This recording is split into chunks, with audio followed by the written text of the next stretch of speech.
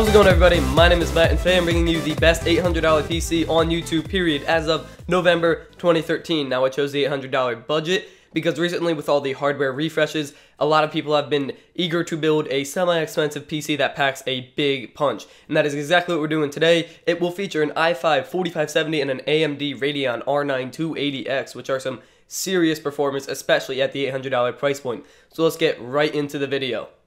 So for the CPU, I'm going to go with the Intel Core i5 4570.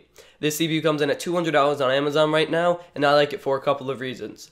First of all, it's extremely fast. It's got a 3.6 GHz boost clock, and when paired with Intel's Haswell architecture, you definitely have some power on your hands. It's also a quad core, and what that means is that it will definitely handle its own in any video editing, video rendering, or multi-threaded gaming application.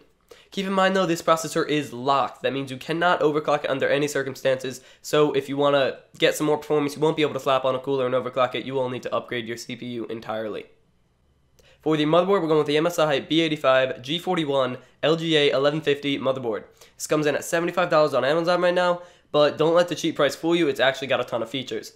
It supports a total of 32 GB of RAM, has 6 SATA 6 ports, so that's all the drives you need, and also it supports Crossfire, so if you do want to Crossfire in the future, you have the ability to, but I wouldn't necessarily recommend it on such a low bandwidth lane. And also, this motherboard has a nice black and blue color scheme, so that's definitely a plus for at least me, because I definitely care about the looks of my gaming PC. For the RAM, we are going with 8 GB of Kingston DDR3 1600 MHz RAM. This comes in at $65 right now, which may seem expensive, but it's actually not that bad in today's market.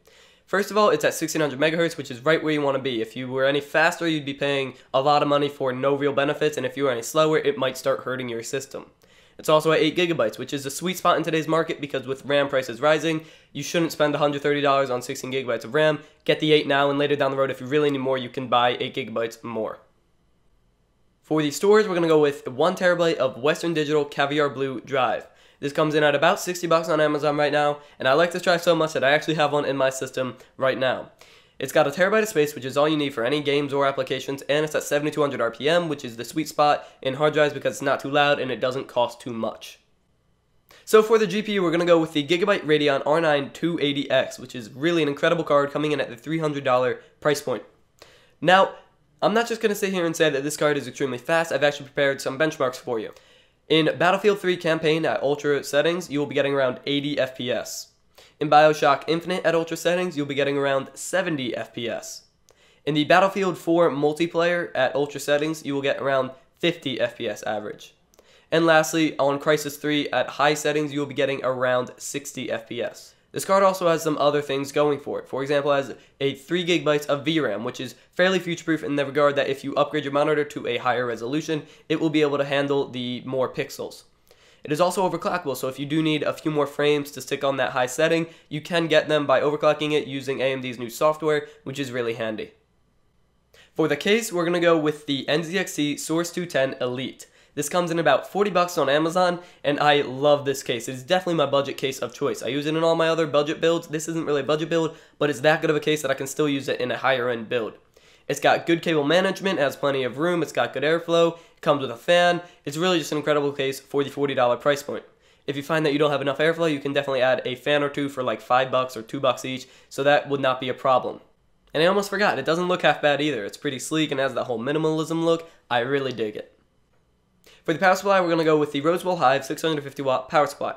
Comes in at $65, which may seem expensive, but you don't want to cheap out on your PSU.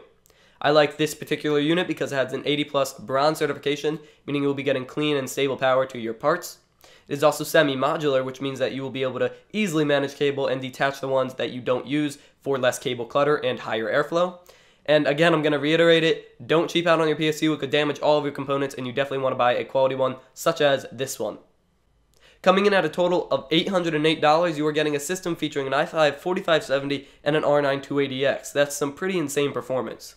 If you have any questions about part selections or if you can replace a part with anything, go ahead and leave it in the comment section below. You can feel safe down there because I definitely moderate it so there are no bad links or annoying comments down there because the Google Plus comments really suck. Hopefully that gets fixed soon. Thank you guys so much for watching. If you enjoyed this video, go ahead and leave a like, subscribe, and comment that you enjoyed the video.